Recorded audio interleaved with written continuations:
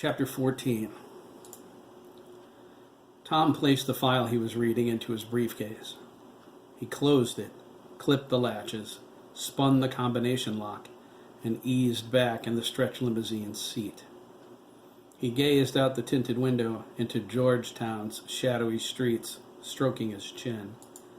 It was 2 a.m., a dark, moonless night. The animals were out there now, preying on the innocent. He hated that. He hated them. They were a cancer on America's soul. They didn't deserve the freedom provided them, the freedom he guarded, the freedom he would sacrifice any agent under his command to protect. He set his jaw, convinced his station in the scheme of things reflected America's greatness. How many times have I wanted to assign my agents to clean up the streets, Tom thought. Take their agency 9mm and prowl around like Paul Kersey, blowing them all away. Wouldn't the country be better off without them? The limousine pulled over to the curb, its lights off. A tall Asian in his early 30s opened the door. He had a handsome face, but stern. He was dressed in a navy blue suit and tie, with a long black leather coat. Agent Michael Chang was one of Tom's most trusted operatives. He bent down and met Tom's glare with a confident nod. A silent understanding passed between them. Chang's purview was the procurement of information by any means. His nod indicated the subject of tonight's interrogation, Ahmed al-Sadr, was secure. Tom stepped out of the car, adjusting his tan overcoat. Agent Chang and his team ordinarily worked alone. Anywhere in the world they were needed. But when their interviews were close to home, Tom preferred to be there. He chose them and trained them. They broke every one of their subjects without fail. Tonight, it would be no different. Agent Chang, Tom said. Where is he? Agent Chang replied, He's in the room, sir, as ordered. He held out his hand. Please, this way. Tom's limousine drove off, keeping its lights dark until the end of the short street. It would remain within range, but continuously moving until Tom ordered its return. Agent Chang led him up the slate walkway to a solitary brownstone. During the day, it housed the legal firm of Connolly and Sears, an agency front that monitored the officers and justices of the Supreme Court. At night, it was the most secret, most feared location in the international espionage community. Chang opened the door for him. Tom headed toward the main office at the back of the room. It had professional decor. Jim Connolly's tastes were expensive. Blackout shades covered its tall windows. Connolly's secretary closed them every night when she left and opened them in the morning. It was a standing agency order. No one at Connolly and Sears knew why. Tom entered the office and waited for Chang to open the wall panel that covered a hidden elevator. Not even old Jim Connolly, who served Tom faithfully since the inception of the agency, knew the room was in a sub-basement beneath his office. There were only 5 people who did. Tom, Chang, Chang's 2 assistants, Agents Warren Reese and Byron Mulkern, and Darcy Dubois. Chang pressed a hidden switch near the fireplace. The wall panel directly across from Connolly's desk yawned open. Behind the panel, twin stainless steel doors remained closed until Chang presented his eye for a retinal scan. The doors opened. The pale lights in the elevator flashed to life. Tom moved to the back of the car. The inside of the elevator was large enough to hold 7 grown men comfortably. Tom took up 2 of those spaces, although not because he was fat. His bulk was solid muscle, the rewards of a fanatical exercise regimen, which included running with the president twice a week. He was always called the unidentified man to the president's right by the press. Tom liked it that way. His existence was a state secret. Knowing his name was grounds for a sanction. Chang pressed the button on the panel labeled down. There was only one other, which simply and logically read up. The hidden panel closed first, and then the elevator doors. The car descended in silence. Tom felt an itch in his left palm as his heart rate doubled. The car continued 100 feet below the brownstone's basement. When it stopped, the doors opened directly into the room. Tom's eyes lit up with sadistic hunger. The room was 15 by 15 square. Its walls and ceiling had thick soundproofing capable of containing the noise of a bomb blast. There was a thick metal cabinet with a combination lock to his left. Tom referred to its contents as the tools of the trade. The door in the back of the room was an emergency exit. It was used to come and go in daylight hours, dispose of the dead, or walk blindfolded survivors out when an interrogation took so long that Connolly and Sears was open for business. Tom preferred subjects to go up and down in the elevator. It was like going to hell or finding redemption. Tonight, it was going to be hell. A single light hung from the ceiling in the center of the room. Agent Reese, ripped like a bodybuilder, and Agent Mulkern, who had orange hair and a psychotic look in his eyes, stood flanking the only piece of furniture. It was the centerpiece of the room, a single chair, not unlike Florida's electric chair.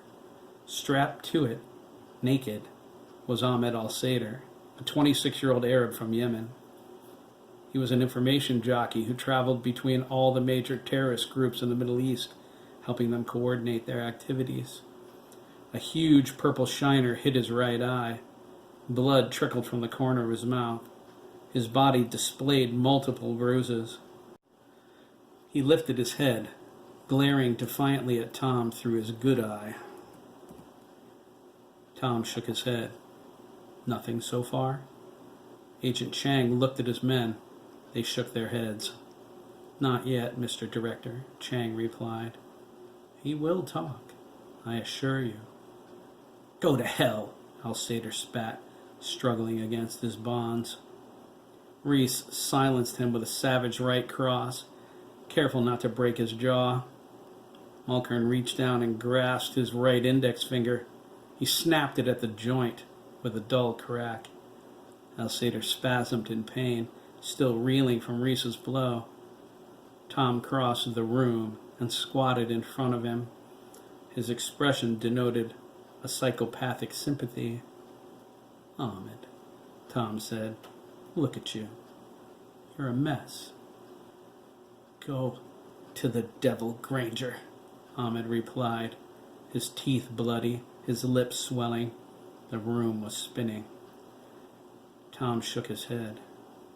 You can avoid all of this if you tell Agent Reese what he wants to know. Agent Reese cracked his knuckles. Tom reached back toward Agent Chang and snapped his fingers. Chang pulled a knife from the sheath on his belt. Its 6-inch blade was razor sharp. Its half-serrated tip glinted in the light. The handle was black with finger grips. He placed it in the director's hand. Tom took al-Sadr by the chin and lifted his gaze. I've come to put a stop to all the unpleasantness, Ahmed, Tom said. He brought the knife up and poked the tip against al-Sadr's left eye. You're going to tell me where Mahmoud is. Al-Sadr's defiant glare returned. Murder me, Granger, he replied, hatred in his tone. Allah will preserve my soul. Tom sliced the skin beneath al-Sadr's eye. Al-Sadr gasped, feeling the burn as he yanked his face out of Tom's grip. Warm blood ran down his cheek. Tom snatched his chin and jerked his face back. Where did we go wrong, Ahmed? Tom asked. You turned on me. You gave Mahmoud my agents in Baghdad and Palestine. He assassinated them. And for what? He shook his head. The Middle East is ours.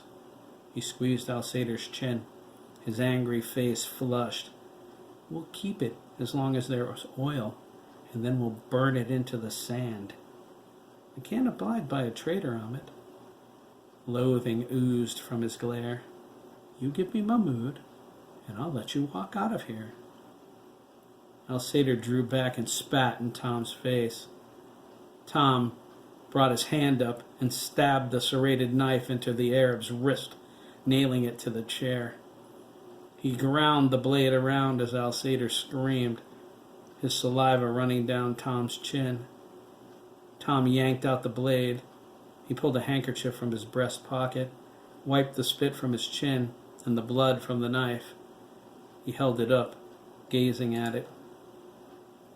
I promise, Ahmed, Tom said, handing the knife back to Chang as he stood. I'll know exactly where Mahmoud is before I leave the room. He nodded to Chang, crossing his arms.